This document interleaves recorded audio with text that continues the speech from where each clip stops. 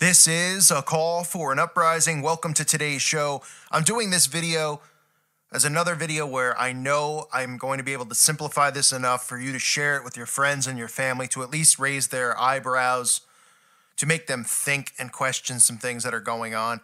I'm going to show them through the constant mainstream narratives, the same repetition that's being used to push all of these major New World Order agendas. So listen to this video, share this video. I promise you it'll be informative. Now, repetition, I've said a million times, is the key to mind control. For those of you who don't understand what that means, think about when you hear a song in the car, right? And then the song's stuck in your head for days and days. You don't even like the song and you find yourself singing it in the shower. That's because you're hearing the song over and over and over. A lot of people actually don't like a song when they first hear it. It's the repetition that makes them like the song because they're actually under a form of mind control. That's why you might catch a guy who's a metalhead singing a Backstreet Boys song in the shower or humming it to himself, and he'll say, "Why is this crap in my head?" Well, it's because you probably heard it 50 times in the radio. You heard it in the background while you're grocery shopping, while you're at the dentist's office, right? That's how mind control works. And it all starts with your brain, obviously, right? Think of your brain as a computer pad. Or just think of it as an empty computer, I should say, not a pad. A computer, right? It comes to your house, you open it up, and there's nothing on that computer yet. But you start putting information on the computer, you start downloading your music, you start putting whatever things you put on there, pictures of yourself and your family, and other things that you might watch or do or whatever have on their work documents, etc., etc. The human brain, when you're born, is just like an empty computer showing up at your house. And this is the reason that they want to get us all into schools at a young age while the brain is still developing, because young children are absorbing this information. Whatever information is given to them, they absorb. Right? And that's why it is so important to get these children to the elite, at least to the Illuminati, the New World Order, to get children into the school system fast so that they can program their brains. What happens from there is they begin programming their brains with a history of lies. All the things that they tell us are not true. We live in a world of lies. That is what life inside of the Matrix is like. From history to the stuff that we're told that's important in, English class, to science class, dissecting frogs and chemistry, all stuff that's worthless to you in the future. But they want to indoctrinate you with this stuff. And as I get into the agenda, such as the feminist movement, this is one of the reasons why the feminist movement is so important. Because by brainwashing women and trying to empower them, what it does is it gets the woman to try to compete with the man, thus telling a woman that being a mother is not an important job, that being a mother means nothing, that a woman should go earn, a man should go earn. Because this is how they get their hands on the children. This is how they brainwash the children. And this is why we live in a world of walking, talking zombies. This is why when you go to school, and I'm sure everybody listening to this at one point in your life, you said to yourself, what is the point of this, right? Didn't we learn this already? These sound like familiar quotes. Or for those of you who are still, in school listening, right? You're like, didn't we learn this in 7th grade, and 8th grade, 9th grade? Oh, well, this year, instead of learning geometry, you're going to learn algebra or whatever, right? Trig. Oh, okay, so it's a little bit different, but it's the same stuff, right? Same with English class. Oh, we're going to read this book instead of that book, but then we're going to talk about this guy and, the same thing. Shakespeare, the same, Freemason elites that they love to shove down everyone's throat, right? And then inside of this system, the people who are rewarded are the ones who buy into the repetition, the ones who are doing their best and getting their best grades because they've been programmed enough to get the best grades, because they're buying into the system. And then they're rewarded with better schooling, better jobs. And really what happens is when a lot of these kids, who have high GPAs, who buy into this, who, I want to work so hard and get high grades and think that that's what life's all about, learning the most lies they possibly can to get the highest GPA. And then they go off to these universities, and a lot of times they'll be recruited at these universities, Ivy League schools, like I've said a million times. Not just bloodline members are part of these secret societies. They recruit people who have high, they believe have high IQs, high GPAs, and are people who are going to follow along because they've already processed that these people are followers, not leaders, because they haven't questioned the system that they've been put in. They've embraced it, and they've gone further above to continue to brainwash themselves into embracing it, getting their bachelor's to master's to et cetera, et cetera, et cetera. Now, we're all victims of this. I graduated college. I went through this stuff because I was told I had to do it, but it didn't mean I didn't question it the whole time and say it's a bunch of crap. Didn't mean that I didn't try to scam my way around some of the stuff going on in college and the school system because I knew it was just a total waste of my time and my energy. And eventually, obviously, it led to my awakening, but I knew something was wrong, right? We've all gone through this. So don't feel like if you're going through it that there's something wrong with you or you're stupid, because this is the system they've set up so that you can go achieve the paper money that they print at the top of the pyramid, okay? So the repetition is the key. Now, for those of you who go, well, I don't really know if I buy into this repetition, and you don't believe in how, all the stuff in schools are lies and all that stuff. Let's talk about the main agendas that the mainstream media pushes today. Let's start with feminism, right? What they have to do is, in all of these music videos and all of these shows, is empower women, make women victims, right? The Me Too movement. This is all seed planting for women to strive to become executives and all this stuff, to make them feel as if being a mother is not a job, right? Oh, the nanny can watch the kid, or, oh, we'll put the kid in a daycare center so the kid could possibly be trafficked or something like that, or we'll put the kid here, we'll put the kid there. Now, this isn't saying that women shouldn't work and have jobs. Of course not. I'm talking about the feminist movement. If you're married and, you guys, as a couple, you need more income to take care of your family, obviously, okay, that's fine. But feminism and a woman working and doing certain things is not one and the same, okay?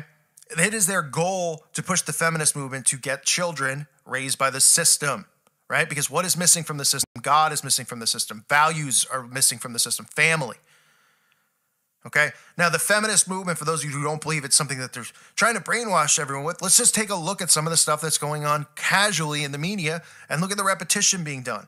From Ocean's 8, right? They've taken the Ocean's 11 movies, now turned Ocean's 8 with an all-female cast, empowering females. To Ghostbusters with an all-female cast. To the bringing back of television shows like Roseanne and Murphy Brown, which are about empowered women. Now, Murphy Brown more so than Roseanne, but there's a reason that they're bringing these shows back. To movies like Mom's Night Out and Rough Night and Bad Moms Christmas. These are movies about women acting as men, right? Women deciding that, oh, they're going to get drunk and they're going to go out and party and they're going to go out and hook up. And I'm not saying condoning that being right for men either, right? They've poisoned men into living that lifestyle. Now they want to poison women into doing it. But this is a way to empower women into, hey, it's Friday night. Instead of having a family night, let's go out. Let's get crazy, right? Movie after movie after movie with an all-female cast compared to an all-male cast, right? Which is exactly what they want. And the feminist movement with the Me Too movement making women look like victims. This is getting more and more women to not only despise men, but to want to achieve more inside of the system. And that's what they want. They want you to almost climb the stairs like the Masonic staircase inside of the system.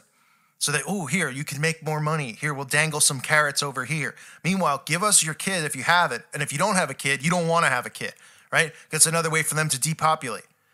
Okay, but if you do have a kid, listen, mom's going to be an executive, dad's going to be an executive, and the child, well, he's ours. And we're going to raise him with fake history of the wars of the world and who were behind it.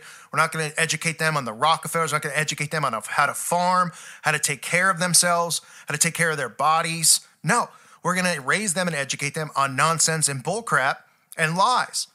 And then after enough years of conditioning, they're going to defend this same system because this system is all they know. So when people like A Call for an Uprising or others go after them or ask them to question what's going on, or they hear us speak, they get defensive and defend the system because that's all they know is the indoctrination of lies. That's it. It's almost like telling them the world they live in doesn't exist. They don't want to hear it. They protect the system. They're protective of it. So you see the feminist movement all over the place. Another one that I constantly talk about is the LGBT, from the homosexual agenda to the trans agenda. Now, this is in no way, shape, or form hate speech. I'd like to make that clear and put a disclaimer in there because every time I expose these things, I get strikes because they don't want this exposed, because they don't want you to believe that mind control is real. But they've strategically placed gay characters in television shows now for 60, 70 years, right? Whether you knew the character was gay or not. Now, obviously, since Ellen, who gets shoved down our throat, they make sure that Ellen has her own show, that Ellen's always in the spotlight, right, for a reason. Because they want you to accept, because the mindset of Satanism and the occult is do without will, okay? They want you to do everything they can to defile the Bible, to defile God's word, and to get everybody to have the same mindset of do without will, because that is the satanic mindset, and it comes in the name of love. It comes in the name of tolerance and acceptance. And that's why there's shows with Ellen, right? Modern Family, gay character. Will and Grace, gay character. Reality shows like Queer Eye for the Straight Guy. Any of those reality shows, whether it's Project Runway or one of those shows where a woman's buying a wedding dress or America's Next Top Model, right? Gay character, gay character, gay character. Or you can go down the list to The Real World. The television show The Real World always have to have a gay character on cast. This is just to bring acceptance through repetition. So that 50 years ago, this stuff would not be normal. People wouldn't be accepting of this. And this isn't bashing anybody who is gay, okay? This isn't wishing hate or harm on them. And I mean that seriously. I don't wish hate or harm on them. But you see a huge rise in the last 20 years and how many people, it's almost like every other person you see or meet is gay. And that's because of the mind control. It's not because all of a sudden people are brave to come out of the closet. It's because of the repetition and the indoctrinating with these characters. They make these characters funny. They sexualize these characters. This is all part of repetition and mind control. And they do it in cartoons as well. We saw Beauty and the Beast, right? They rolled out the gay character in the new Beauty and the Beast movie, Gaston or somebody or his friend, right? To movies like Stork, Sausage Party. You know, the list goes on as they start implanting these characters in cartoons so that children automatically think that this is normal behavior and it's normal. Right, when in fact it is a form of mind control. And then you can look at the trans agenda, which is never, this is picked up beyond words right now, right? It's like, 10 years ago, this would have been insane. And now it's like if you speak again, they want to suddenly, if they can't pee in the bathroom they want to pee in, you're a hateful person and all this stuff, and everybody's on board. But look at all the seeds that have been done with the trans agenda from almost every person in Hollywood cross-dressing, whether it's on Saturday Night Live and it's The Rock or Derek Jeter, to movies like White Chicks, to TV shows like Vanderpump Rules, which every season constantly pushes, the Pride Parade. The guys are always cross-dressing, right? Because these guys are being paid to push a narrative, to push an agenda. They're all on board. They know what the goal, this is what they do at Bohemian Grove for people who wonder. What is Bohemian Grove? What do they do at these freak meetings? Yeah. Do they perform all these sexual deviant acts? Yeah. Do they probably perform ritual killings? Yeah. But the goal of it isn't to just go up there and kill and perform, because they do this stuff on a routine basis, according to the Satanic Calendar and all these other dates and moons and full moons and blood moons and all that stuff. But they go up there and they socialize. They have meetings about what the agendas are going to be. And it gets pushed down. The people, if you saw the people who went to Bohemian Grove or Bilderberg, you would be like, I don't know who any of these people are. Where's Obama? Where's Trump? Where are the big names? They don't need to be there because it's the editors. It's the producers of these shows. Or the guys who are at the top, the COOs of networks like Bravo, etc. They get the orders. Okay, this is what you got to push this in each show, right? Push the LGBT. And they find a way to fit it in. They give the orders down to the producer. They tell them, okay, we're going to do an episode that focuses on pride. We're going to do an episode where the guys cross-dress. And that's why all these shows have the same thing going on, because they're giving you the repetition, because they know that the acceptance starts to come through the repetition. You got movies like Tu Wong Fu. I remember in the 80s, movies like Just One of the Boys, Ladybugs, subliminally doing it, right? Boy dressing as girl, girl dressing as boy. It's all there. And you see it now, too, with movies that are about civil war, because that's another agenda they push, right? They push blacks versus whites, liberals versus conservatives, right? Civil war. They have, Captain America, Civil War. These Avenger movies are constantly talking about this inner civil war. The Purge movies, right? Purge movies are a perfect example of what they want.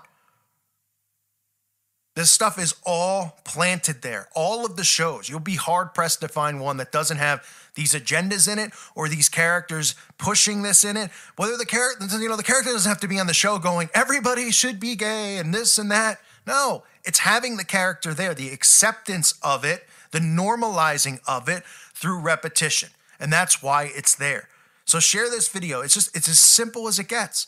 It's as easy as it is to figure out. From all the stuff that people talk about, and I get the importance of talking about everything. I try to talk about every topic that I possibly can. Okay, there's people who talk about so many different things. But it all starts with the human mind. Everything starts with your mind. Everything. Okay? Before the poisoning and the food, the fluoride and all stuff, it starts with your brain.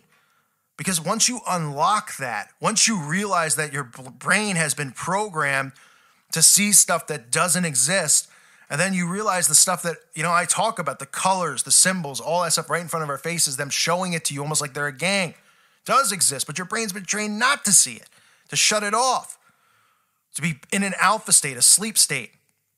So once you unlock your mind, once you turn that key and you start realizing this stuff and you put your pride aside, because if you're someone listening and you're not awake yet, put your pride aside. Nobody cares if you have a master's and all that stuff. Oh, you're going to look back and go, well, I wasted 30 years of my life. Well, join the club. We all wasted many years of our lives, right? In the school system, believing in nonsense, striving for things that we couldn't achieve because it's all a controlled system, and then realizing that these things are worthless anyway. We've all been there. So put your pride aside, okay? And just realize that it's a waste. I'm not saying, oh, someone who's a doctor, they don't serve a purpose, or someone who doesn't serve a purpose. Of course they do. People have trades who are good at certain things, and there's people who, go to school for, communications, for, getting their masters in that, and it's like, okay, well, there's not really what's coming out of that. I don't know, or your marketing and stuff like that. But if you just set your pride aside and realize that we've all been duped, and then it all starts with the most basic form, which is repetition, which is why they get us at a young age in the schools. Like I said earlier, they beat it into our head, just like a song on the radio, right? Repeat. And then you get to a certain age where your brain is already fully developed, and that's why they stop schooling at that certain age, because your brain's developed. It's processed all the bull crap. It's taken it all in. And they know from this point on, it's going to be hard to deprogram you, but you can deprogram yourself. You can. You have to put your pride aside, your ego aside, and understand that this stuff is real. And especially it goes for people listening who might be gay or might be trans, or women out there listening. I'm not against any women, not even close. But you have to realize that they're playing off of your emotion as a woman with the feminist movement. They're playing off your emotion as a gay person, and they're trying to make you push it onto other people and empower people, when in fact you've been deceived. You're the one who's been deceived through this mind control. So remember that. I hope this was informative for you. I wish I could have used video clips, but I can't. It takes forever to get them even in the video to upload. They block it over and over. So I figured I would just try to speak as clearly as I can to get the message and the point across. I hope you found this informative. I thank you all for listening to today's show. Share this video with people, and hopefully it'll help wake them up too. God bless all of you and your families.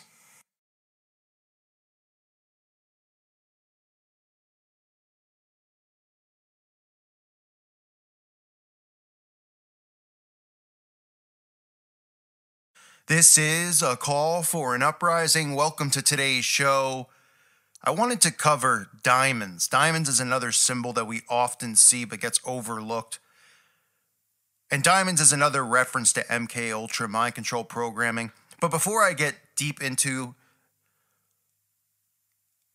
what this symbol means and why you see it all the time, for whatever reason, I always have to point this out. I don't know if it's people have small attention spans or what it is, but if you own a diamond, if you have a diamond ring, which I'm sure a lot of married women out there listening to this have, diamond necklace, diamond bracelet, it does not mean that you are under MK Ultra mind control program. It does not mean that you are a Satanist. I am showing you why you see the repetition deliberately done and deliberately posed on magazine covers and all over the place with these celebrities using diamonds, and how they use it to communicate, to let people know who they are, what ranking they are, because that's pretty much inside of MK Ultra mind control programming.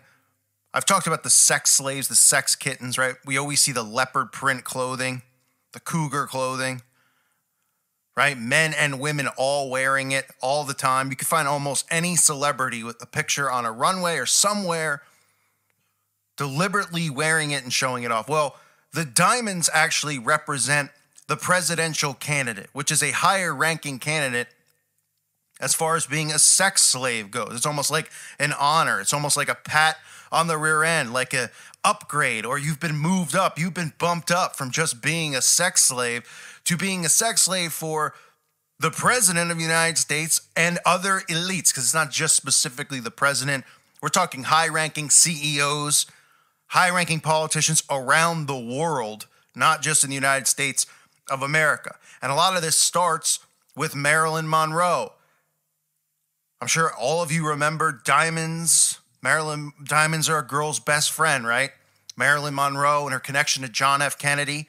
Well, she was one of the first presidential candidates, and that's one of the reasons you see so many celebrities Always, I mean, you could find or look up almost anyone who is a very well-known female celebrity posing as Marilyn Monroe. From Kim Kardashian to Britney Spears to Beyonce, you name it. Then you'll find them either on a magazine cover somewhere posing as Marilyn Monroe, paying homage to Marilyn Monroe, who was one of the first sex candidates and first presidential sex candidates, sex slaves for these elites. And that's why you see Diamonds Are a Girl's Best Friend covered by people like Madonna, right? Who is another one of these high-ranking witches in Hollywood, another one of these sex slaves. You have Madonna, and then you'll see Madonna, sitting side by side with Obama and other presidents. You have Christina Aguilera, who covered this song, sitting side by side with Hillary Clinton, who, of course, if you've followed MK Ultra programming and stories from people like Bryce Taylor and others out there who have openly discussed being presidential candidates and how people like even Hillary Clinton, prey off of these young girls, these young women. Now, one of the things that's just should be obvious for everyone to see if you're watching this and you're looking at the screen, you can see the bathtub being used with diamonds in the bathtub. Now, this isn't like, oh, hey, it'll be a great idea. How about we fill the bathtub up with diamonds? Because no one's ever done it before. Because we see repetitive imagery here, right? We see Britney Spears in the bathtub with diamonds. We see Jessica Simpson in the bathtub with diamonds. Most recently, we see Taylor Swift in the bathtub covered in diamonds. Okay? This is how they communicate with each other, through these signs and symbols. This is why they're put in these positions in music videos or in magazine covers. Right? And then people like Beyonce. Now, just wearing a diamond bracelet or a diamond ring or finding a picture of a guy or a girl with a diamond on doesn't necessarily mean they're a presidential candidate. You can tell by certain imagery like this, or if they're completely, fully covered in diamonds, like Beyonce with this diamond mask, right? The mask is another symbol that they use for mind control and also to symbolize the split dual lives that these people live, these masquerades, right? The masquerade ball, well, their lives are a masquerade. Right? And then you see Beyonce, always at the White House, almost like Marilyn Monroe would sing to JFK. You have Beyonce singing for Obama all the time. And people don't think it's weird. They're like, oh, but she's a famous musician. Why would Jay-Z be in the White House? Jay-Z is Beyonce's handler. Why would Jay-Z be hanging out in the White House? What has he done to be there? Or what, there's all this stuff going on in the world. The president makes time. Former President Obama makes time to have Jay-Z. He's a regular at the White House. I mean, are they bringing Sir Mix-a-Lot in too? Is he hanging out at the White House on his off days? Or, well, he's probably got a lot of off days now. Are they bringing in the guy who used to do the Humpty Hump dance? Is he coming in too? I mean, are all these rappers or all these country singers, all these people showing up at the White House? Right? I mean, people need to think that way. Why these people are connected, how they're connected. Because just because you're a famous celebrity wouldn't mean you'd be hanging around the White House. So a lot of these sex slaves can be identified through wearing lots of jewels or gems. It identifies their status, and the presidential models are reportedly identified with diamonds. Or not reportedly, they are identified with diamonds. The monarch slaves wear diamonds to signify that they are these presidential models. But that doesn't necessarily only mean that they are sex slaves for the specific president who's in-house. And you look no further when you talk about the prime presidential candidate who was programmed in Marilyn Monroe, look no further than her connections to Anton LaVey, right? Who is known to be one of these, people go, oh, Anton LaVey, oh, he wasn't really involved in Satanism, right? And we have the Satanists who believe in the Satanic Bible and all that stuff. LaVey was a massive programmer. He did a lot of the programming and the mind control torture on a lot of these people, a lot of these Hollywood celebrities. And it's not a coincidence that Monroe and Jane Mansfield both had a connection to him, right?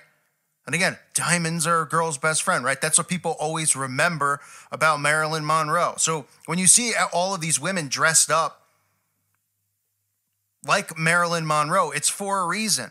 I mean, think about it. Can people even name really anything Marilyn Monroe was even in? You know? I mean, even if you're somebody who's like completely asleep and you're like thinking of the best movies and all that stuff, right? Or the best music, right? People say like, oh, Elvis or Frank Sinatra in music, or in movies, it'll be like Gone with the Wind or The Godfather. So can anyone name what Marilyn Monroe even did? You look at a picture of Marilyn Monroe. I mean, is she really the most beautiful person ever? Of course not. I mean, it's entitled to your open opinion, right? But this mind control, that they've put people through of thinking Marilyn Monroe, oh, and she was with JFK, oh, and she's so important, and oh man, we always, there's commercials that still come out with Marilyn, somebody dressed as Marilyn Monroe standing over the, where the skirt pops up or the dress pops up. I mean, this is all for a reason. You know why they keep the legacy of these people alive? Because these people were instrumental in the beginning of these mind control programs that they were using. These are the first candidates. I mean, there's meaning behind it. There's significance behind it. Then even Monroe herself, who, was a presidential candidate, using diamonds as the symbol, even she herself now is a symbol for presidential candidates, because that's why these women are dressing and, being put on magazine covers dressed as Marilyn Monroe, because her and herself has become an image of what a presidential monarch candidate is. Kind of scary to think about, But look at all the obvious signs and symbols that we see in front of us and the repetition used. And that's how you really start to realize this stuff. Not just going, oh, it's a diamond. Oh, it's a diamond. You think they're making these videos and they're doing this stuff and everyone's just dumping diamonds in a bathtub and nobody's like I've said a million times, oh, hasn't that been done before? Right? Should we do that again? I think I've seen that somewhere. Or, they ask a woman to go on a magazine cover, like, if we want you to dress like Marilyn Monroe, wouldn't the woman say, hasn't everybody else already done that? Right? From Britney Spears to Beyonce to everybody. Why would I do that? Can we do something maybe a little more original? No. Because this is how they work. And the repetition is right in front of us. And when you see the repetition and it's pointed out to you, your brain starts to break free from the programming. And that's what this channel is all about, trying to break your brain free from the programming. Look at the repetition. Look at, I tell people, they're like, once you're awake, there's nothing wrong with actually putting on the news because you're not being programmed anymore, right? When you're asleep, you're putting it on, you're being programmed. If I go on CNN, I go on MSN, then I'll go on like ESPN, sports and stuff, and you'll see the same stuff. That's why I've been talking about, the Twitter attacks, right? No, they're digging through people's Twitters. It's about free speech because they're talking about it on every website about different people, from athletes to celebrities to politicians, right? And then you see the repetition, you say, oh, okay, so this is a massive agenda, because remember, all these editors and all these people are working together to get this pushed across. And that's how it works. So when you see the repetition, you see it all over the place. It's not even just pictures, signs, and symbols. It's in news articles. It's all over. That is the key to mind control. And the diamonds are just another representation of MK Ultra programming, just like the leopard clothing is an indication. The diamonds represent the presidential model, the presidential candidate. And again, just like these people who rise up through the Masonic lodges, through these other secret societies, being a presidential candidate is like a big honor. From Madonna's to Britney Spears to Beyonce's to Taylor Swift. It's almost like when they get put to that point or whatever, they, suddenly they'll start appearing with diamonds and wearing diamond jewel outfits, right? This is an honor for them, as if they've graduated or been anointed or pushed up above other candidates, which is just really pathetic, to be honest. But look for these signs, look for these symbols. This is an easy way to help wake people up to what's going on in this world. I thank you for listening to today's show. God bless all of you and your families.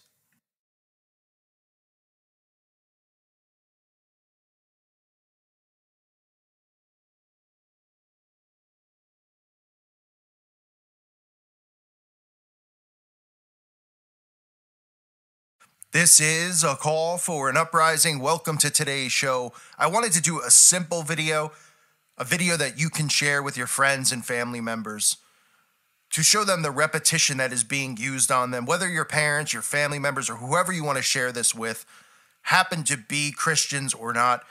Hopefully this will give them some type of push in the back or slap in the face to what really is going on in this world. Now, I'm going to show you clips of repetition being used, okay? But there's something that you have to know first. That everything is right in front of your face. You've just been trained not to see it, and I'm going to show you that. God is real. Jesus Christ is our Lord and Savior, and the devil exists. The basics, right? That everybody should know and understand, but they've taken that and they've kind of, in a sense, twisted it. And by twisted, I mean they're showing you all of this stuff, that this is a spiritual war between Jesus Christ and the devil.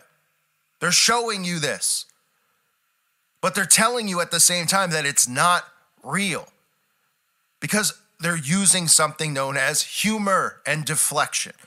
Humor is the easiest form of mind control that there is, right? That's why they have laugh boxes. That's why you see SNL doing these skits and then everybody laughing. It's to desensitize you from these things. Now, for those of you who are unaware of the occult and Satanists and who they really are, take your brain and just put it on pause for a second. Everything you've heard from Satanists themselves is not true.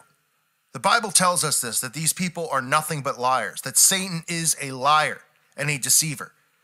All Satanists are practicing liars and practicing occultists, which mean they practice black magic, they practice demonic possession, Deuteronomy chapter 18, verses 11 through 12, or a charmer or a consulter with familiar spirits or a wizard or a necromancer. For all that do these things are an abomination unto the Lord. And because of these abominations, the Lord thy God doth drive them out from before thee.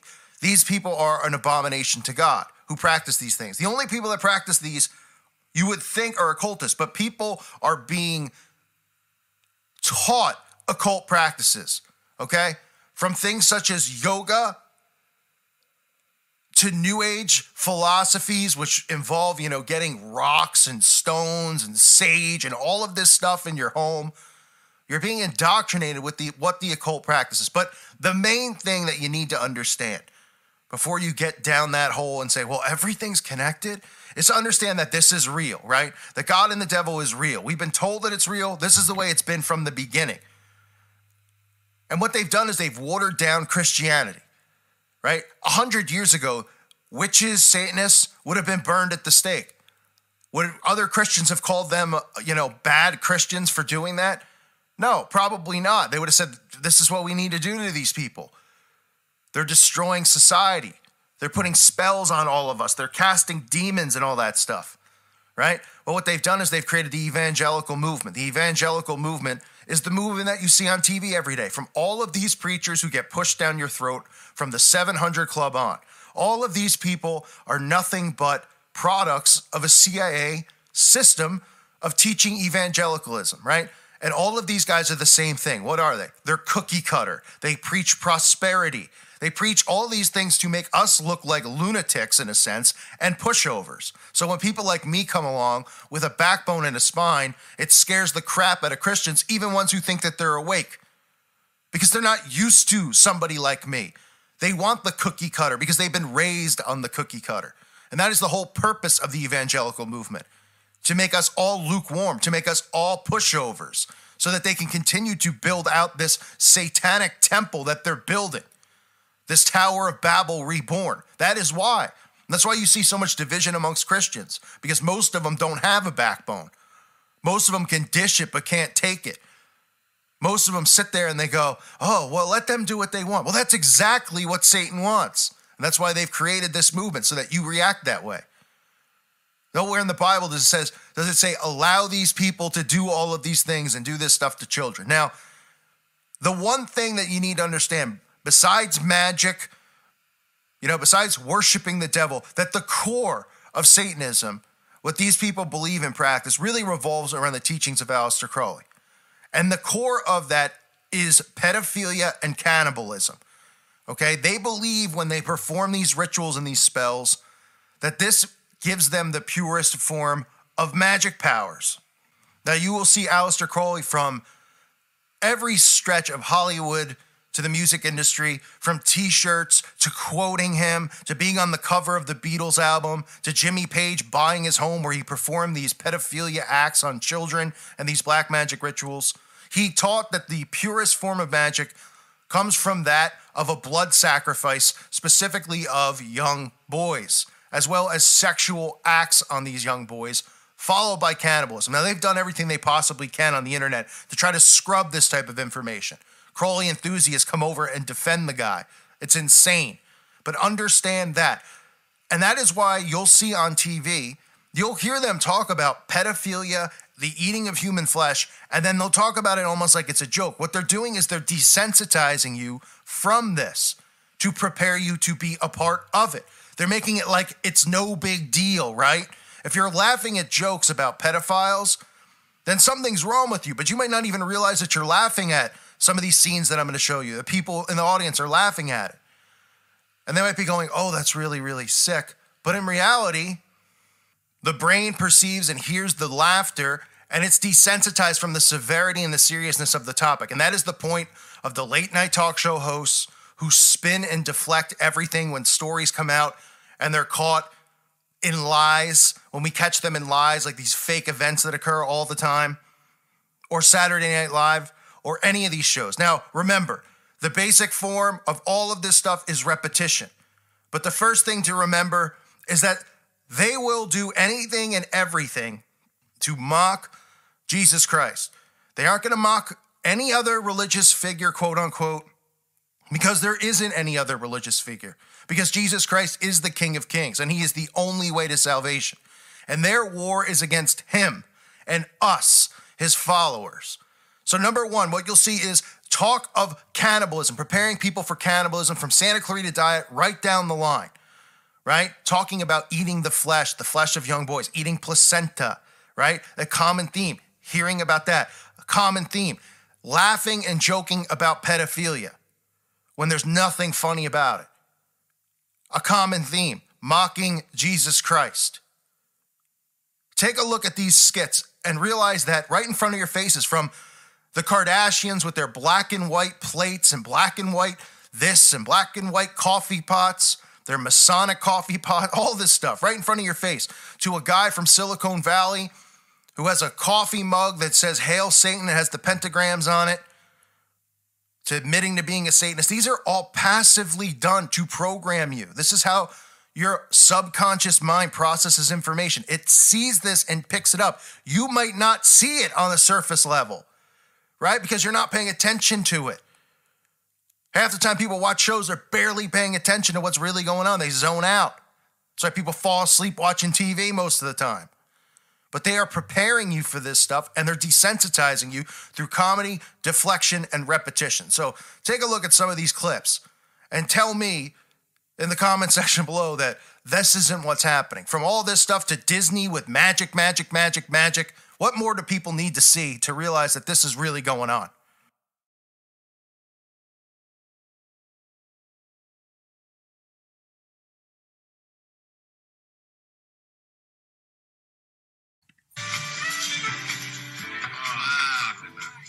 Great, thank you.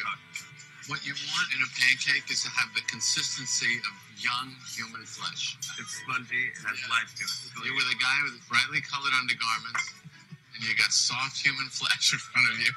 You're in a weird place. I'm looking forward to this. This is really, really going to be a great pancake. Placenta? They say you can eat them. You do. My wife did that. No. And it's supposed to be good two ways. One, help with postpartum, and also it's great for menopause. Oh, you guys could split it. Yeah, would you share with Mom? I just nodded myself. There's cookbooks of different ways that you have to cook it. Oh, I can't. This is such a beautiful dinner. I just lost my appetite. Why would you not take it? It's ridiculous. That's the question I want. You're going to eat the stuff that came out of the inside of your body? I definitely want to eat it. No, that is the most disgusting thing I've ever heard. Why? I think everyone's just being really weird and close-minded. Except for Courtney. I mean, she gets it. I want to have a third child just to eat the placenta. Here we go.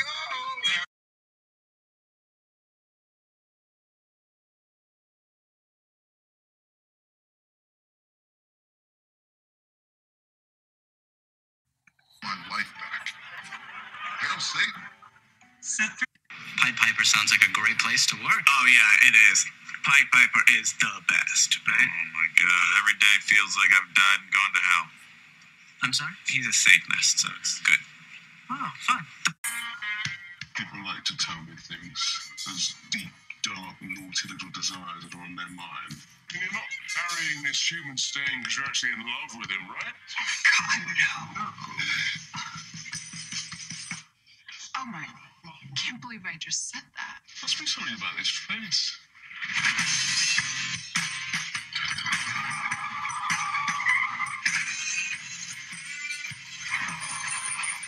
Hey, boss.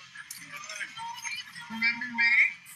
Can I have your autograph? Did I sell my soul to the devil? So the devil made you do it, did he? The alcohol, the drugs, the topless selfies. The choices are on you, my dear. Put yourself together.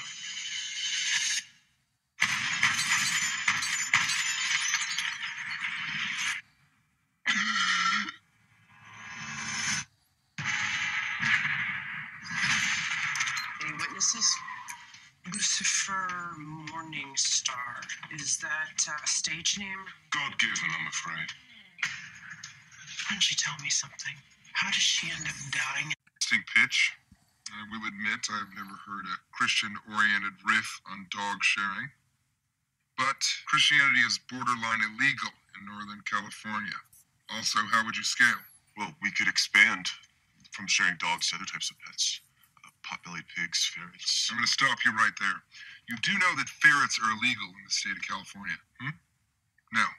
Well, then I suppose you also don't know that potbelly pigs have been wildly unfashionable since 2005.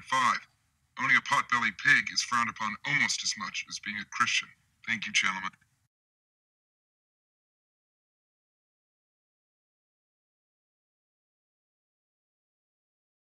I saw you. You were a wee boy. It was after a polo match in Cum. All right, stop saying cum. And I was kicked in the face by a horse. Oh, you anti-creepy! Oh, my Lord.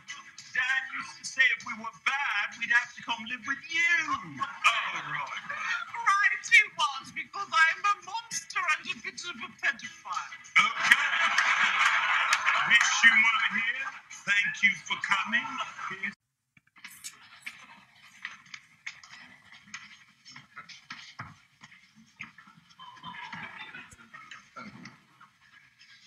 Hi, guys. My name is Roy, and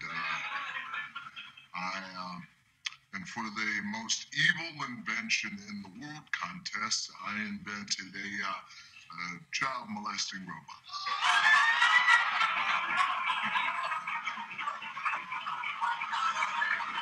I beg your pardon, what?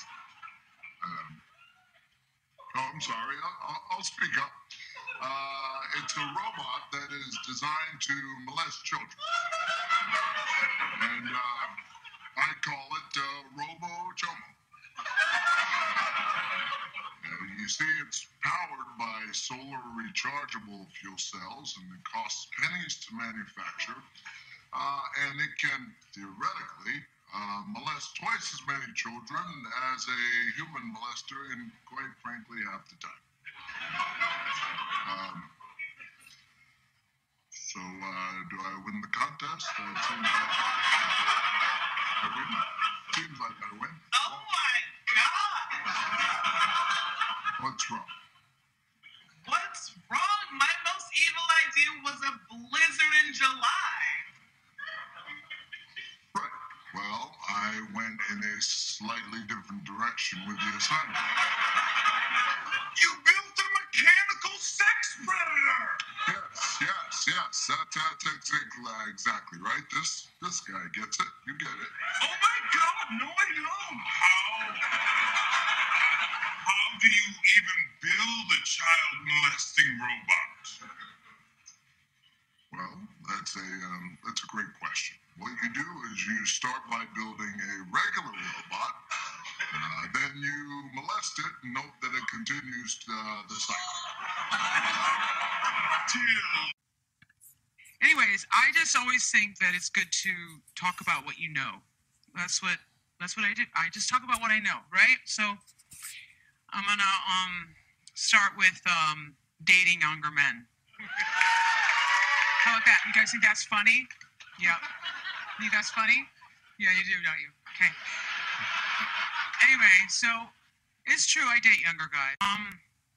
And I have my reasons, but I'm not going to go into them. But I did find myself very strangely the other day at breakfast with my son Rocco, thinking, I haven't had a date in a couple of weeks. And I looked at my son without thinking, and I said, do you have any friends you could introduce me to?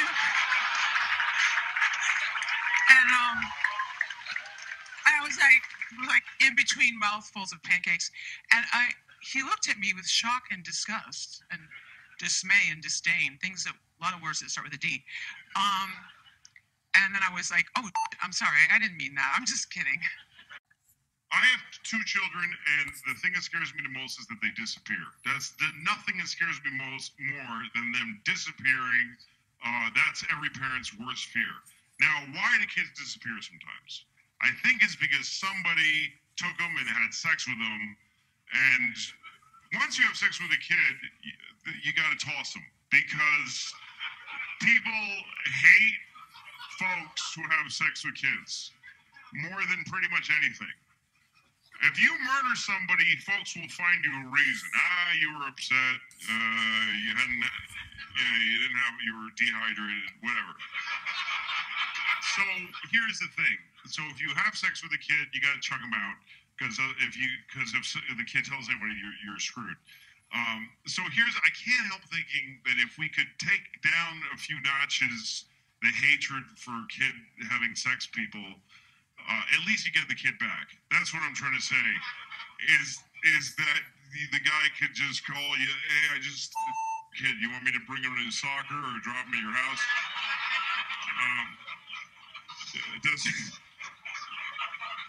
Does he have any nut allergies? Because he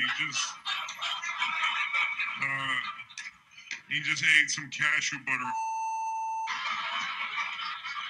I know, listen to me. I know that's hard to hear. But it's true. Chris, what did you do with my videotapes? I had a whole system. I was trying to find a good movie to watch. I've never even heard of most of these. Jeffrey at the Park, Mikey's Scoliosis Exam, Nephew's Somersault Compilation. Well, even if you never heard of them, I assume you heard of the alphabet. You want to explain to me how Sammy Popsicle comes before Napping Various? Geez, I'm sorry. Well, can we watch Lost Boys? I've heard of that one. Those are different Lost Boys.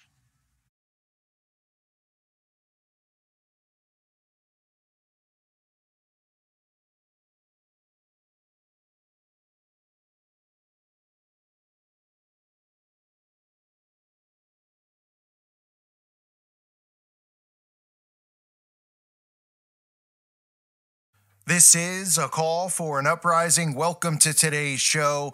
I've touched on this before in other videos, and now I'm going to explain why you always hear and see references to 3 o'clock in the morning. Now, you might not realize that you're seeing these references, but as I show you the repetition and you start understanding why 3 o'clock in the morning is used in song lyrics, song titles, as well as many other things on YouTube and in the mainstream media, you'll start to understand why they're indoctrinating you with 3 o'clock in the morning. Now, some of you might wake up at 3 o'clock in the morning often. People message me that all the time.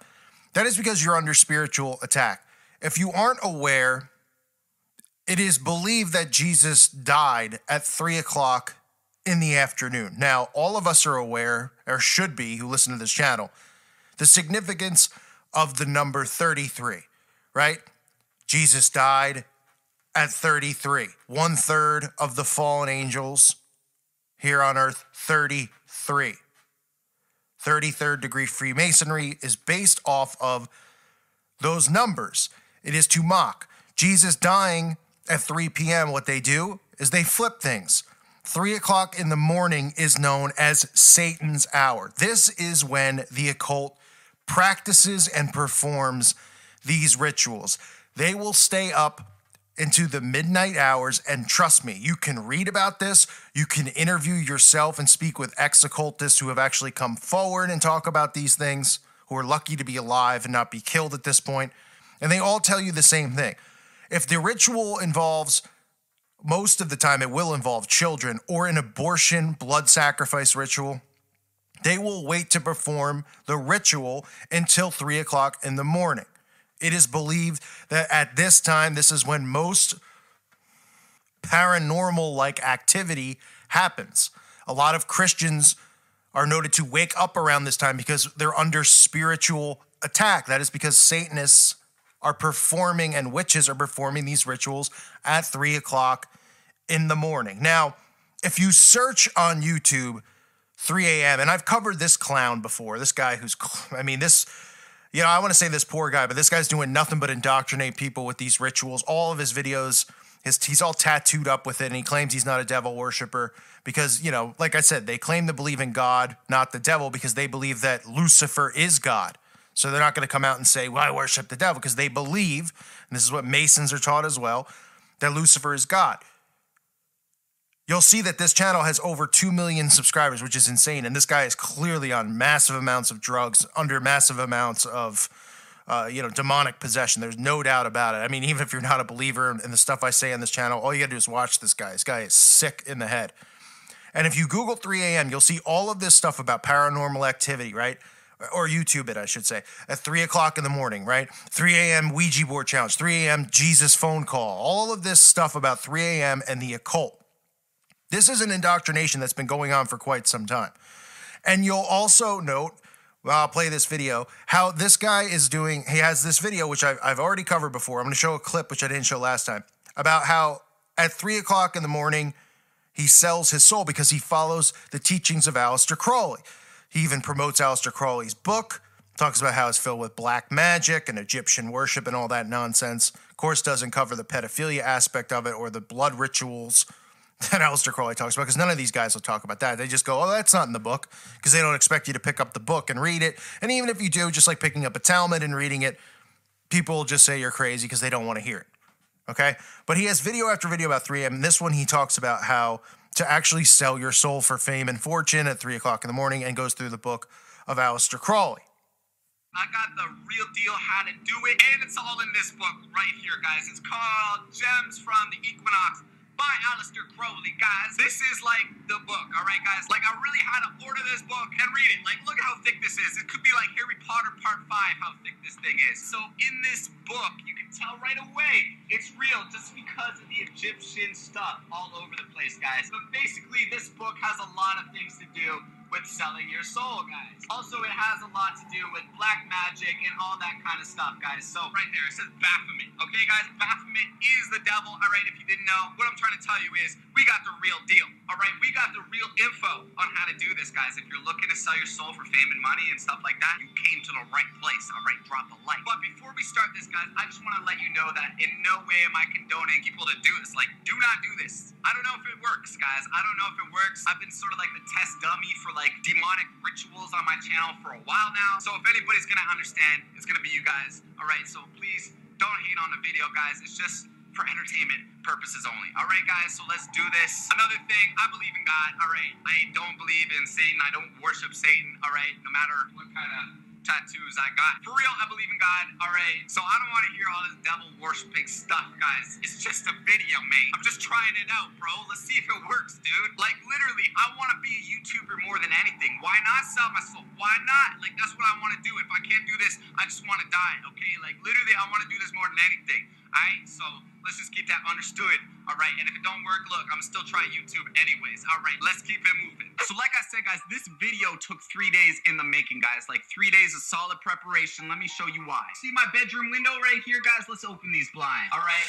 What do we got here, guys? What do we got here? So as you guys see, my window is completely blocked out from the sun, guys. And this is for a definite reason. That's black Bristol board, guys. No sun comes through that at all. This comes straight from the book, guys. It says that in order to perform perform this ritual to make a pact with the devil and sell your soul, you need to have a room that has not touched sunlight in 3 solid days. No sun at all has touched my room in 3 solid days, guys. I blocked out the window for 3 days, guys. Now you understand why I spent 3 days preparing for this video. I want to give it a legitimate try, guys. Another thing was, guys, you need to have this special kind of paper right here, all right? Now, it's really hard to see on the camera, but you see how it's like textured and stuff like that? You need this special kind of paper, guys. I'm not really sure. I threw out the wrapper like 3 days ago. This piece of paper as well has to have no sunlight touch it for 3 solid days.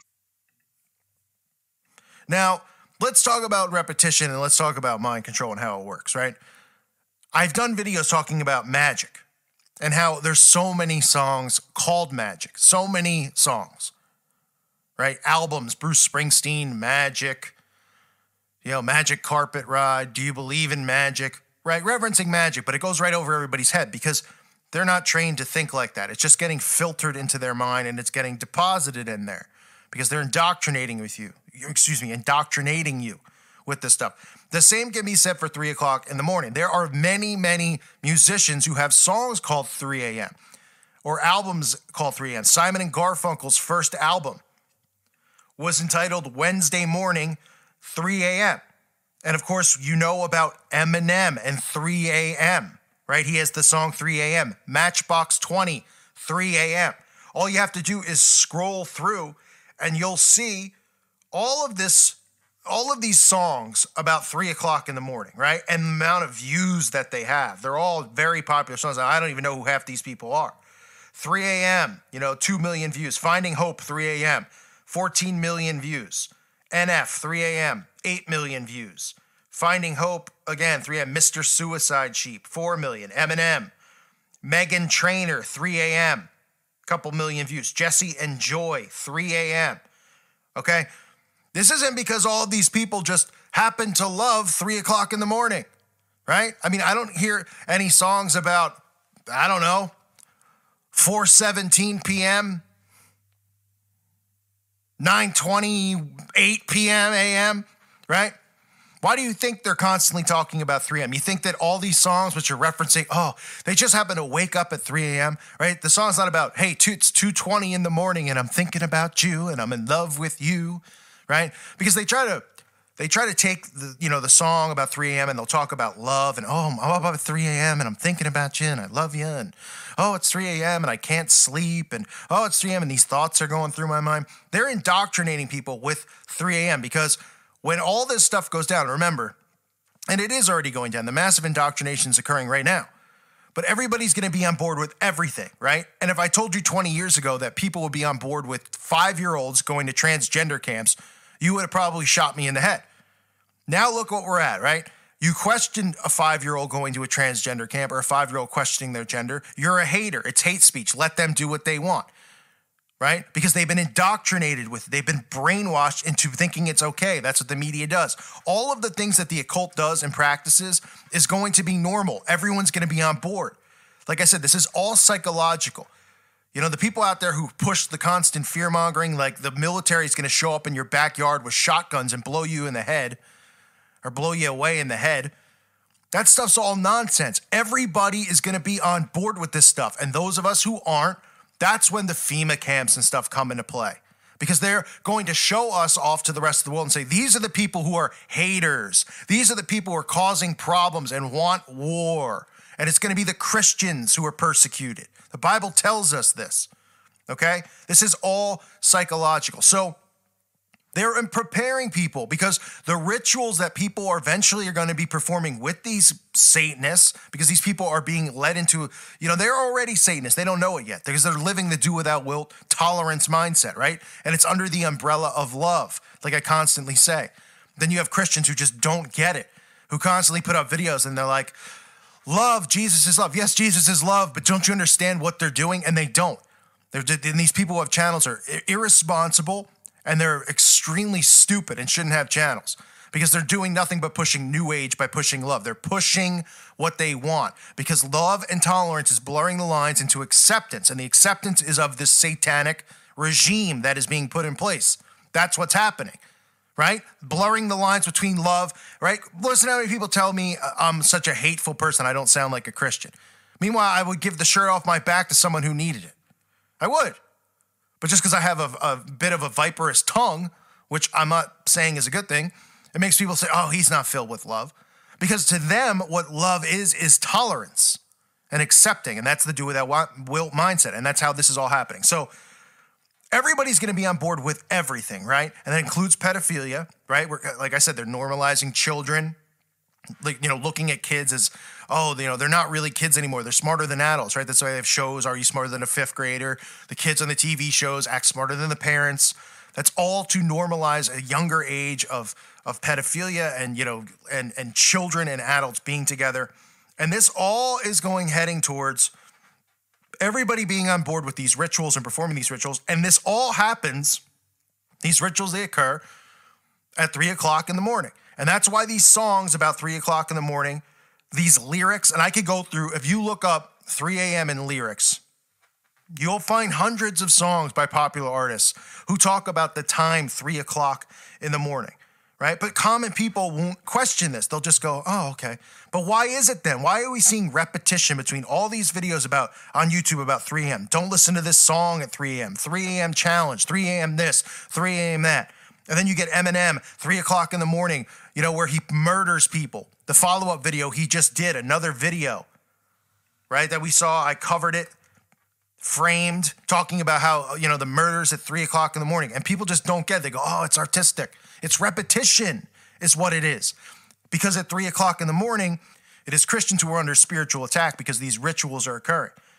And remember, it's 3 a.m. to mock the death of Jesus at 3 p.m. That is why they use it. You get your 33, which is their number, 33.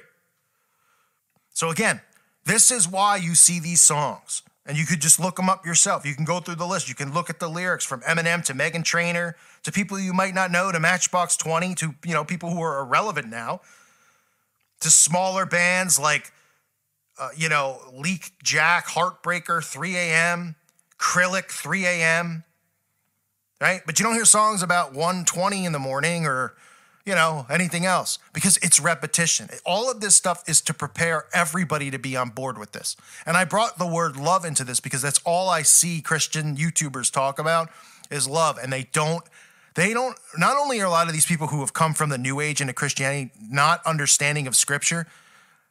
Personally, I don't believe a lot of them have the Holy Spirit with them, but that's not for me to decide. Because I don't listen to these people and care what they say. I read the Bible on my own, and when I have questions about things, I reach out to people, you know, and I seek fellowship with them. Okay, you know, I seek fellowship a lot with my father on a lot of questions that I have when I have questions about the Bible or understanding something in it, right? Because nobody understand. You know, we all will always have questions about certain things. But love is one of those things. Do not be deceived by it because it's a pacifist. It's not just a pacifist thing. I shouldn't say. It is a tolerance thing. And they take it and they go, Jesus, you know, the heart of the Lord is mercy. Love thy neighbor as thyself, right?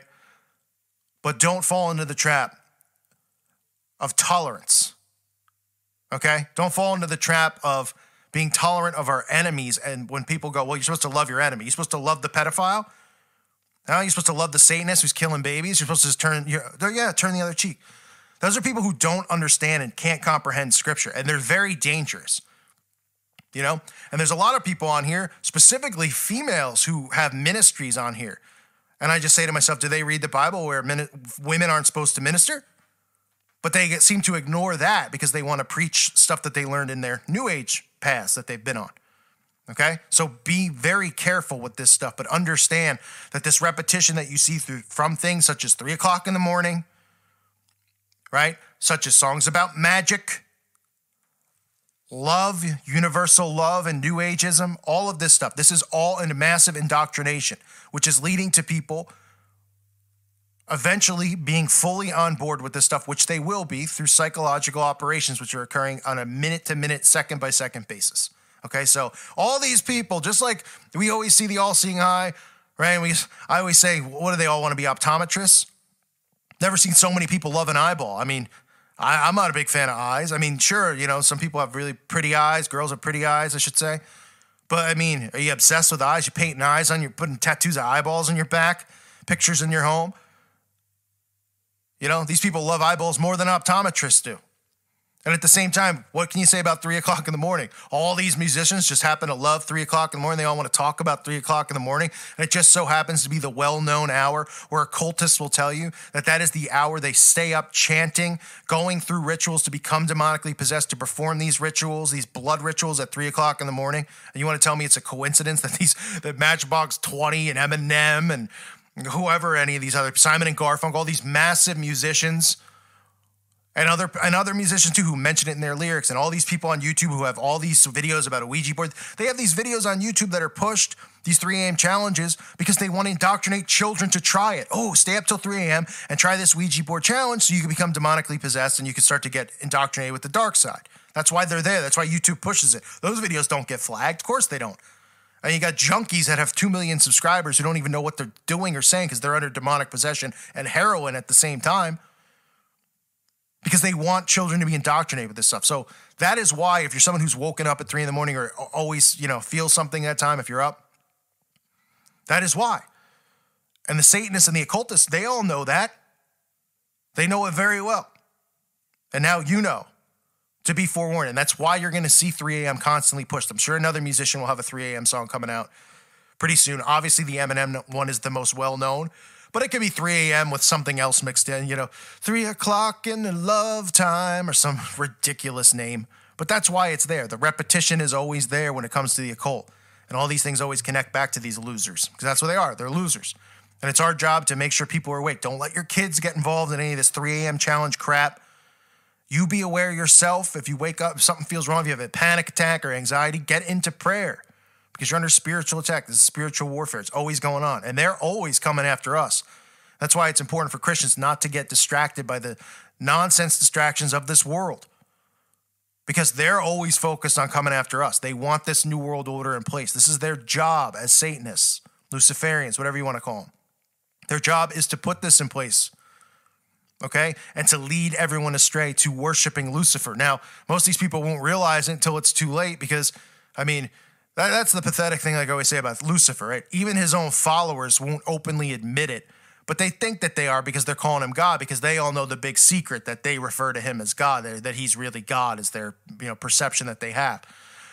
But if I was Lucifer, I'd be pretty pissed off, All these people that follow him and won't even mention his name because they're too embarrassed to mention his name. And the same goes for, these other things that they do. They're tricking everybody, right? They're tricking everybody into this through all of these deceptions. That's why, the Bible speaks of the great deception. And people always say, well, what is the great deception? Well, you're pretty much living in the great deception. The entire world is a lie. Everything going on is a lie.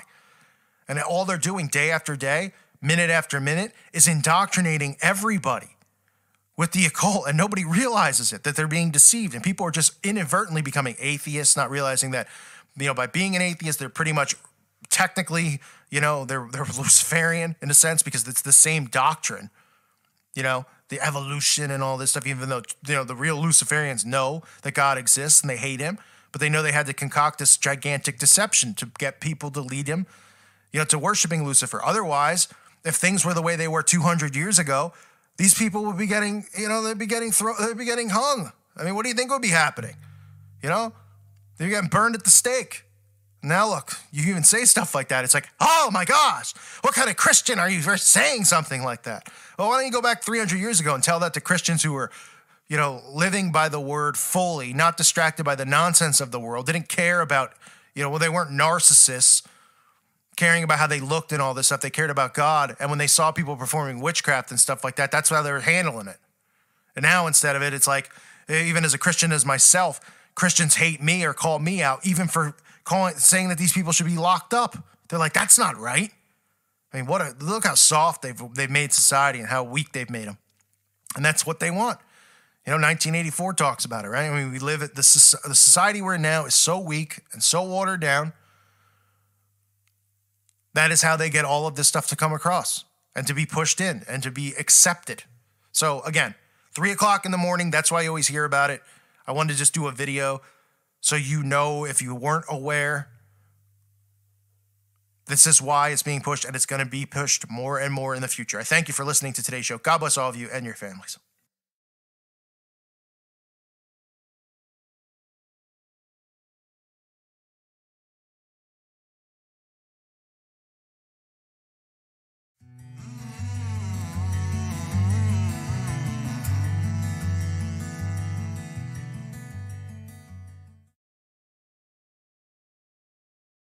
And another thing that you notice at the Vatican is the Swiss Guard. And so you might wonder, what's the Swiss Guard doing there at the Vatican?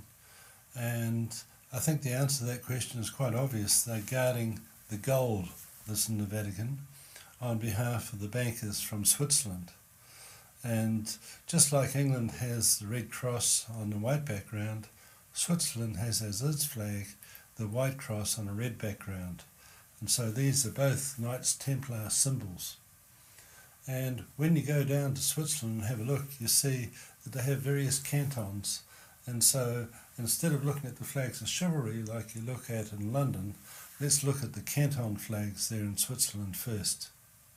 All of these Swiss cantonal flags, St. Gallen, Bern, Ticino, Uri, Aargau, and then Basel, Stadt, Geneva, Vol, Glarus. I think one of these is the Appenzels. Neuchâtel, Solothurn, Zug, Obwalden, Ticino again, Switzerland, Ticino, Switzerland, blah blah blah. And here is Basel-Land, Schwyz, Zürich, Nidwalden, Wallis, Schaffhausen, Jura, Inner Appenzell, Freiburg, the Grisons, or Graubünden as they call them in German, Luzern, and Thurgau. And so the canton flags there in Switzerland are evidence that the Knights Templar still exist in Switzerland today. And of course, in the city of London, we saw the evidence of Templars with their flags of chivalry. And also the Queen, of course, knights people. And so they are Knights Templars. And there's also the Rosslyn Chapel, which was built in the 15th century. And we know that's a Knights Templar chapel there in Scotland. And the borderland area between England and Scotland became another stronghold of the Knights Templars. So they were in Switzerland, the city of London, and in France as well, and in Germany. And so the Knights Templars never stopped being what they are. And of course the Freemasons today have this ceremony about Solomon's Temple there at the third degree, the ceremony of Hiram Abiff. And so we know that the Freemasons today are Knights Templars as well. Most worshipful King Solomon, the body cannot be raised by the anti-apprentice grip. The skin slips from the flesh. Take it by the follicrest grip and see if it can be raised. But let's go down now to the History Channel and listen to their version of history about the Knights Templars. And they will tell you that the Knights Templars disappeared off the face of the earth. March 18, 1314. After 7 years of imprisonment and torture, Grand Master Jacques de Molay is executed as an unrepentant heretic. With his dying breath, it is said de Molay put a curse on the Pope and the King. In a year, I shall see you both in a tribunal before God. Within a year, both are dead. After 200 years, the Templars are no more. Their castles are taken, and their great wealth mysteriously disappears. The Templar treasure that King Philip le Bel had seen with his own eyes, by the time his men got there to take possession of it, it had vanished. Nobody knows what happened to the wealth of the Templars after they were suppressed. It has been suggested that 2 great carts of treasure were carted out of Paris right before their final arrest on Friday the 13th. And from that point onwards, the Templars vanished from the record. And so this idea that Knights Templars disappeared in the 14th century is completely untrue. We know where the big banking fortunes are in the world today, which is where the wealth of the Templars went to, and that is the City of London and also Switzerland.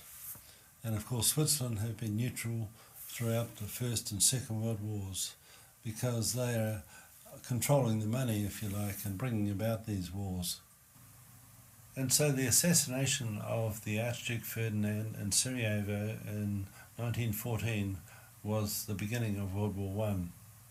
And the Black Hand gang that carried out that assassination were Freemasons that came out in the trial after, and we know that the order came from Switzerland. And of course the Nazis in Germany were financed by the Swiss, so we know the Swiss are involved in the wars. And we also know that the history of Switzerland is full of the Knights Templars. For example, at the time of the Last Crusade, which was 1291 AD, when the fortress of Acre was overthrown by the Muslims there in the Middle East, at the same time, in the same year, the nation of Switzerland was being birthed. And this was done by various cantons there that were living in the Swiss Alp valleys. And these cantons formed an alliance, and that was the birth of Switzerland. And so the flag that we see in England today is really the same flag as Genoa. And Genoa is the port on the Mediterranean for Switzerland and is a principality in its own right. And the cantons, of course, were Freemasons who went out and persecuted the Christians and attacked them and killed them, and they took over the valleys of Switzerland, and then they formed an alliance between the cantons, and that's how Switzerland began as a nation.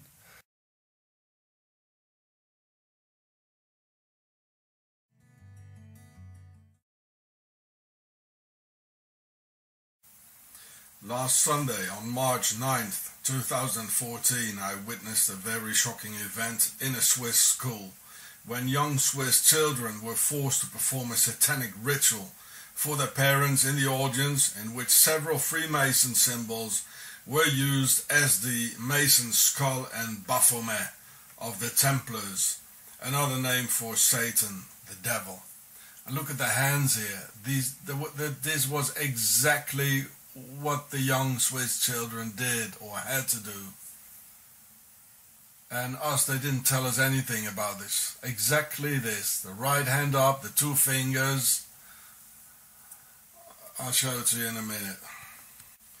Unfortunately, I had only my old mini DV camera with me, having my HD cam to film the screen afterwards in order to upload. But we can clearly see the skull of death and how the child upholds the right hand with thumb and both index middle fingers stretched out, and similarly the left hand down, showing the same hand sign.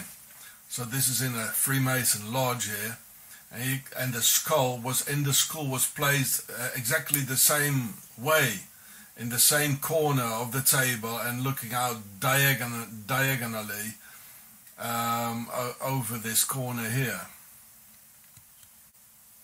Now you can see a bigger picture of this Freemason lodge, and the same things happening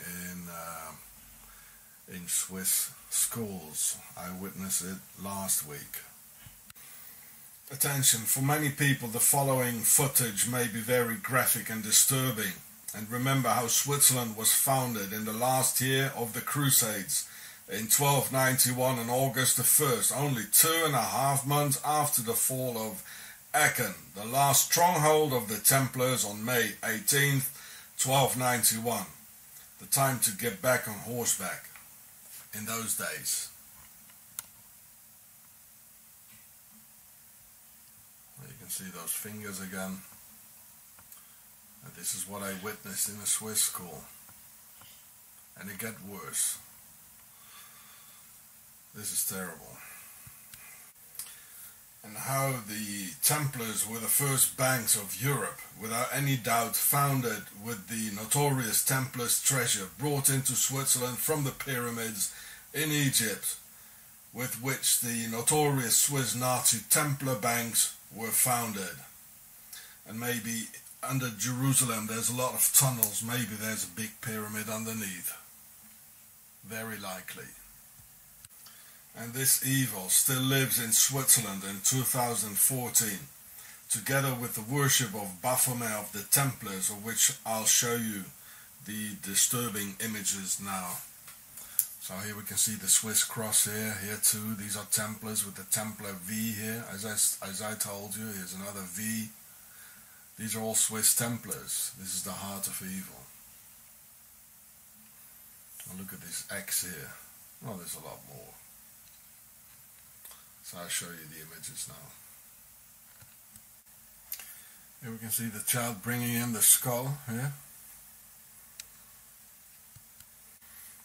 And here. And the skull doesn't even play one part, one role in the entire story here. In the original story. Not at all. This is my son within the play, and they put the skull just in front of his nose, where he's sitting later on. So for privacy reasons, and as it is concerning children, I put some tape here over their faces here. So here we can see the skull, and my son is just sitting here opposite the skull. So this gives me a creepy feeling, as we're already under attack and we get a lot of murder threats by the Swiss police and the Swiss Justice Department, and they cut off the leg of our cat, and we already kidnapped our other boy 12 years ago, whom I never saw again. Oh, there it is again within the play, and I've noticed it's always the diagonal in all those pictures in Freemason lodges. You know, it's the same corner where it's looking out, and it's always diagonal. And my son is sitting just opposite here. And so this thing doesn't play no role in the entire play. So it has been put here for entirely different reasons. I mean, this is bad. This is real bad. There's no talk about the death skull, it's just here on the table, as in a Freemasonry lodge. So these are the things happening in Switzerland. I wonder how many parents know about this, or how many parents have they told. So this is part of the play. Les choristes, les enfants de Monsieur Mathieu. They made a well-known movie out of it as well. The child was standing for ages with the right hand up, with the middle finger and the index finger up, and the other arm down, like the Baphomet thing. It was just standing there in front of my son, like obstructing his way. So this is the second time. First the skull in front of my son, and now this here. So these sort of things are happening in the base of evil, Switzerland.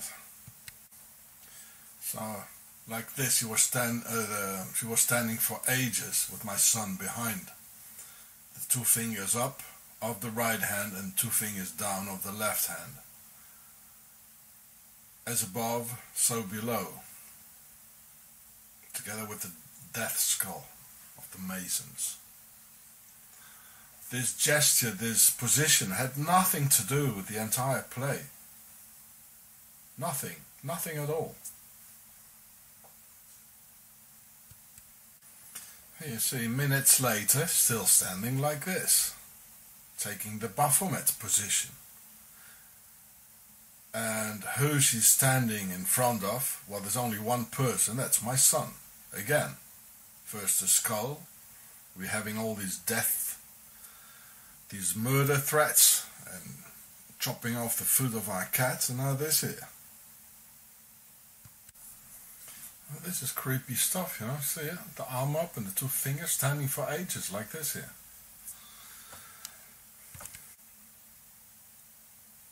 Still in the Baphomet position.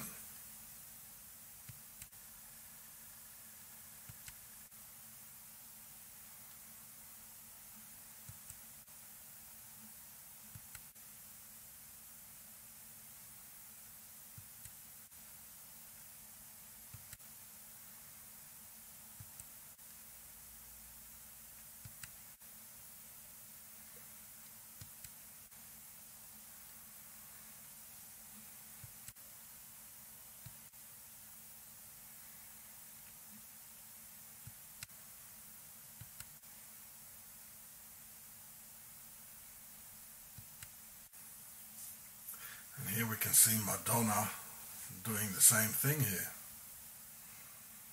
as it's being done in Switzerland. I tell you, Skull and Bones, that's the reason why they speak German there, you know, because they are from Octagon. They're on all key positions. And this one is from Octagon as well. That's the origin. It's another Swiss sleeper agent called Madonna. And there it is again. You know, she's doing the wings here and the legs like this, you know, like just like this one here. Just as in the Swiss school, eh? Well, this is Switzerland, and it's evil, using deception as evil's biggest weapon, like portraying itself as clean, neutral and innocent, being in fact the very home of Octagon and Baphomet. The child shows the as above, so below of ancient Egypt and Hermes or Thoth. Therefore, it's no wonder that the entire name consists of demotic words giving the true meaning of the word very much in connection with the as above, so below. Ba is the soul when dead, and mer or meru is the Pharaonic word for pyramid. Therefore the name should be pronounced without the T at the end, as the early Templars were French, and in French the T at the end is not pronounced, coming to the exact pronunciation in Demotic. Then, in the middle there is P, meaning to fly or heaven, also related to Pa, meaning to arrive. So the middle syllable or heaven and fly indicates the as above, whereas me or pyramid relates to the below. So ba, pa, me or Baphomet means the soul arrives in the pyramid, with one hand pointing into the skies as in P, and the other down, where the pyramid is indicating the action and voyage of the soul.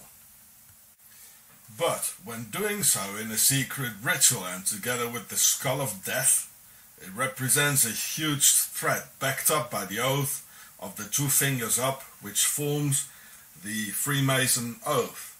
So the unmistakably threat here is a double one, with the skull representing the physical death only, and the Baphomet symbol the metaphysical death by sacrificing one's eternal soul on the altar of the devil.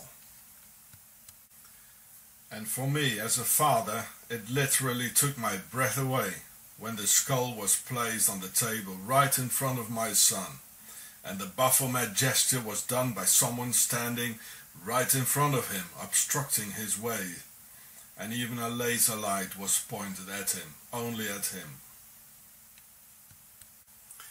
And here in the play, so they put the skull in front of him and the Baphomet in front of him, and they pointed a laser at my son. So there's three things.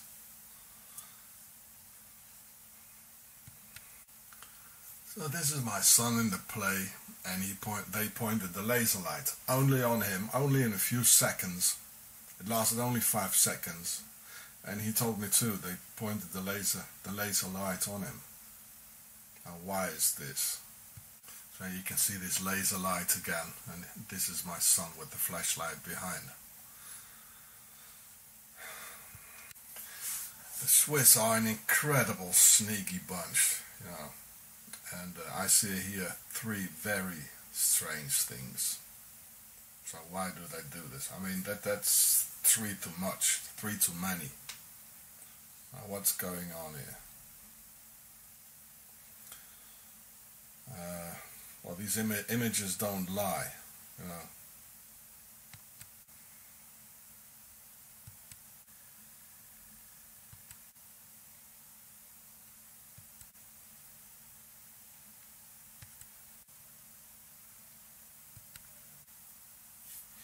My son is 13 years old now, as Osiris had been cut into 13 parts, and a lot of Templars were burned at the stakes on Friday the 13th of October 1307 in France. He is extremely gifted and can remember any number, no matter how long it is, and after having only had a quick glance of it, and these sort of things he's doing.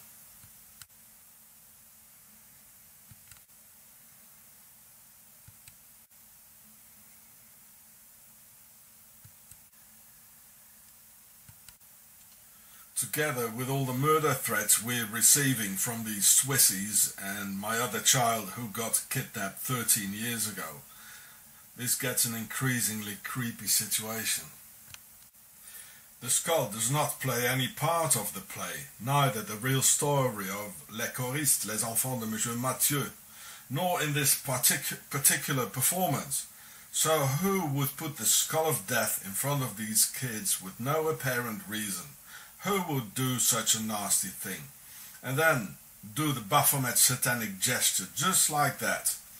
I made a video of the entire event, but as I neither have the know-how nor the equipment to edit the short parts, I decided to use still images. Please, someone help.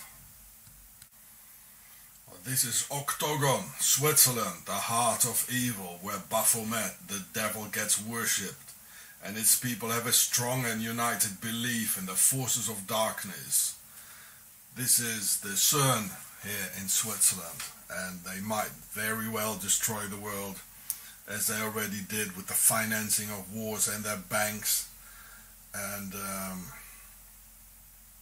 I don't know what they are, but they're not like the rest of the world. This is something very strange, very different, and they're hiding in the Alps. They're hating everybody and showing all sorts of the immigrants like all sorts of animals, and I've never seen such a place as this here.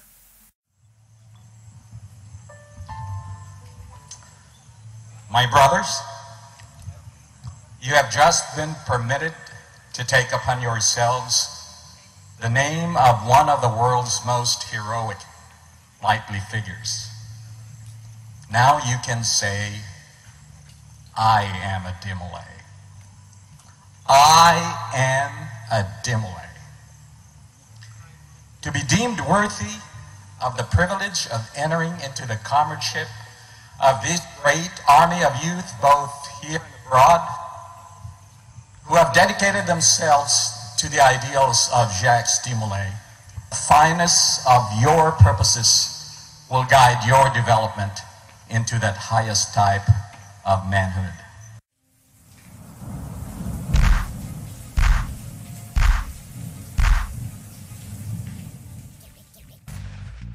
Thank you for joining Wars of the Roses, and we'll be discussing Demolay, which is often considered to be the youth organization affiliated with the Freemasons. Demolay is self-described as an organization dedicated to preparing young men to lead successful, happy, and productive lives, basing its approach on timeless principles and practical hands-on experience. Demolay opens doors for young men aged 12 to 21 by developing the civic awareness, personal responsibility, and leadership skills so vitally needed in society today. Frank Sherman Land, often referred to as Dad, was the founder of the Order of Demolay. Fidelitas is the password of Demolay, which is Latin meaning loyalty or faithfulness. Demolay is heavily affiliated with the Freemasons. Frank S. Land himself gave up his social service job with the Scottish Rite of Freemasonry and became full-time Secretary General in the headquarters of the De Molay organization in 1922. In 1925, he was named Knight Commander of the Court of Honor of the Scottish Rite of Freemasonry and crowned with the 33rd degree. Peter W. Burso was elected Grand High Priest at the 151st Convocation of the Grand Chapter of the District of Columbia on March 17, 2018. Peter is a past High Priest of W.R. Singleton Chapter 4, serving in 2011, and served as the first High Priest of the merged Mount Vernon William R. Singleton Chapter 3 in 2017. He was initiated on October the 27th, 2003, passed on January 26, 2004, and raised on March the 22nd, 2004. In Master's Lodge Number 5 in Albany, New York, he affiliated with William R. Singleton Hope Lebanon Lodge Number 7 in the fall of 2007. He is active in a number of appendant bodies, including Scottish Rite, York Rite, the Shrine, Ubar, Grotto, and Order of Eastern Star. He was the past International Master Counselor for De Molay International, Master Lodge Number 5, Albany, New York, from 2003 till 2004. The following is his remarks to the Supreme Council 33. As the 37th International Master Counselor, Order of De Molay, it gives me great and personal pleasure to bring to this Supreme Council 33 the enthusiastic greetings of thousands of active De Malays throughout the world. The De Molay and Scottish Rite emblems fused, showing the special relationship all organizations share and enjoy. Some more prominent members include Bill Clinton, which was inducted into the De Molay Hall of Fame on May the 1st, 1988. Walt Disney also belonged to De Molay. Even Mickey Mouse is an honorable De Molay. It is the only group that he belongs to. De Molay and the Knights Templar have their ties too. The date 1313 is when they attribute the date of the execution of Jacques de Molay, the 23rd and said to be the last Grand Master of the Knights Templar, by burning at the stake. De Molay and the Rosicrucians also have an interesting connection. Jacques de Molay looks very similar to the Rosicrucian founder, Christian Rosicrucian. Somebody do something before they destroy the world.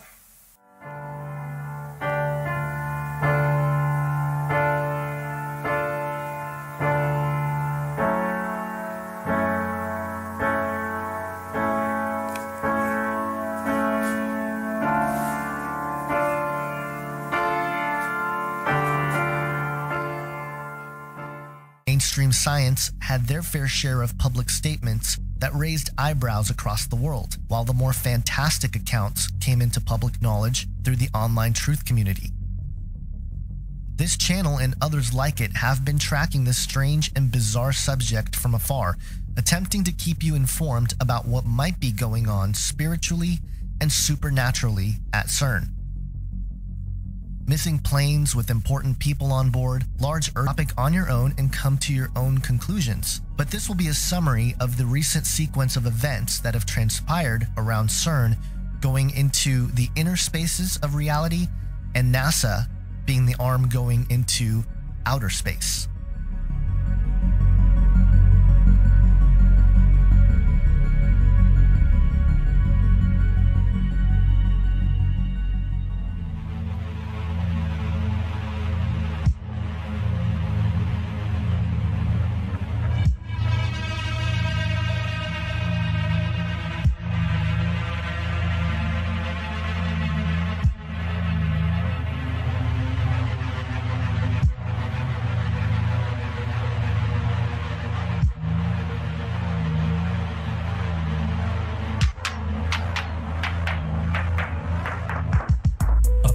theme of science fiction is the portal, an extraordinary opening in space or time that connects travelers to distant realms.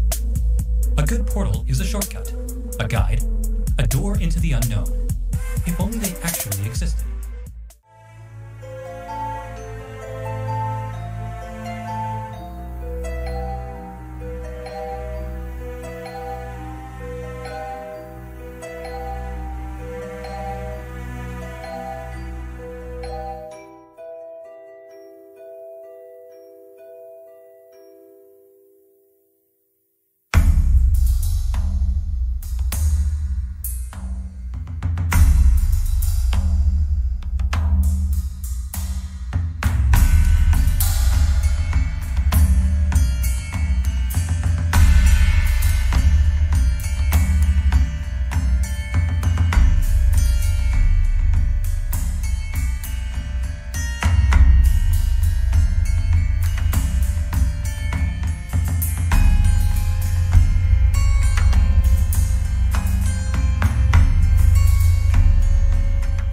The first thing I noticed was on the RT weight screen where the Earth was spinning inside of a cube. We know all the interesting imagery that the Vatican has used with the sphere, which traces back to all kinds of occultism if you dig hard enough. But the other part of it is the cube, which has been used in pop culture to represent certain powers that can be manipulated and controlled. The idea of a cube in connection to Saturn is a really interesting one. The three-dimensional depiction of a cube creates 6 sides. This hexagonal shape is found on the North Pole of Saturn, which makes this whole thing completely bizarre regardless of what you think of all this. Next, we see representatives from different monotheistic religions come together to perform a ritual. Judaism, Christianity, although it looks Catholic, and Islam are being represented here. The ritual was done as a service to those who lost their lives while building the tunnel. Nevertheless, it's hard to think that this isn't part of the move towards a one-world religious system. Then we watched as really important people started showing up to the event. A group of folks even came in a helicopter.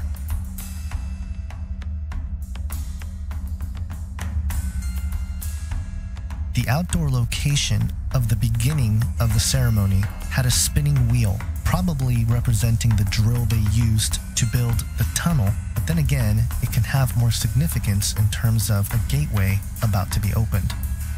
Once everyone filed inside, the place went dark and the ceremony got started. Eventually, the president of the railroad company came out to speak to the crowd. Sitting in the front row is this guy, who's got the staff that has a strange goat head, which is clearly in reference to Cernunnos, the horned god. Aside from the obvious fact that the name has Cern in it, Cernunnos is a god found in Celtic mythology. He is the god of fertility and vegetation and is considered the lord of the forest and master of the hunt. He also has a connection to Pan, the Greek satyr, which is interesting because the location where Jesus declared that the gates of hell won't prevail against the kingdom of God, he was standing in front of the grotto of Pan. Cernunnos is also associated with Wicca, as it is also a wing of paganism, and as we will come to see, this horned god becomes the center of the ceremony ritual. We then see 5 horses with a carriage and a trumpet sound to signal the performance part of the ceremony. Interestingly, this ceremony cost 8 million euros to make, which is a lot, but not compared to the 8 billion it took to build the tunnel.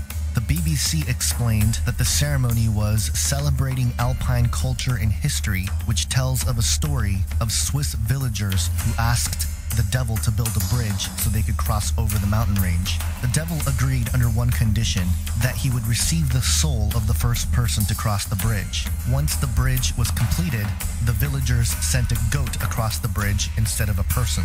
Well, this really upset the devil, and the devil decided to crush them with a large boulder. But after a woman put a mark of the cross on the rock, the devil was unable to touch it, and the devil descended back into the mountain.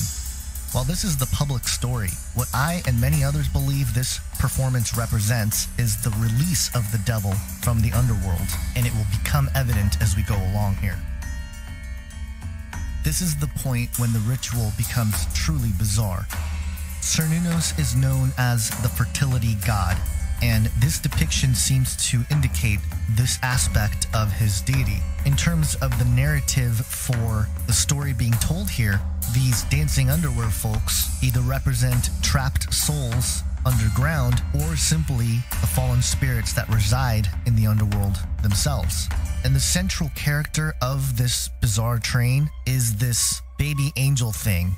It looks like the person playing this character is a female who is wearing the mask but is topless. And this sort of gender blending is consistent with the occult perspective, as we see male figures with female attributes or androgynous entities in the occult, such as Baphomet. And perhaps this represents the angel that can appear as an angel of light, as Satan is described in 2 Corinthians 11, verse 14.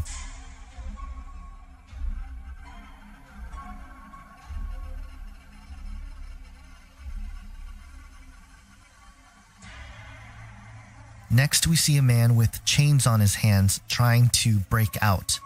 Again, on one level, this probably represents the workers that were deep underground and perhaps trapped as a result of their work. But this imagery to fallen angels being trapped in the underworld and Cernunnos being the god of the underworld is difficult to overlook. 2 Peter 2:4 says, "For if God spared not the angels that had sinned, but cast them down into hell or Tartarus, and delivered them into chains of darkness to be kept unto damnation." Could this passage be revealing to us and exposing what this portion of the presentation represents? Then we have the arrival of what I believe are nature spirits being represented, and among them is Cernunnos. After a long dance, Cernunnos and the spirits are confronted.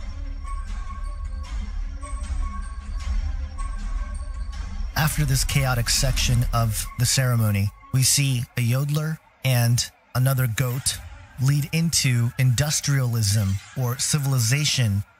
You have the military represented, you have the people represented.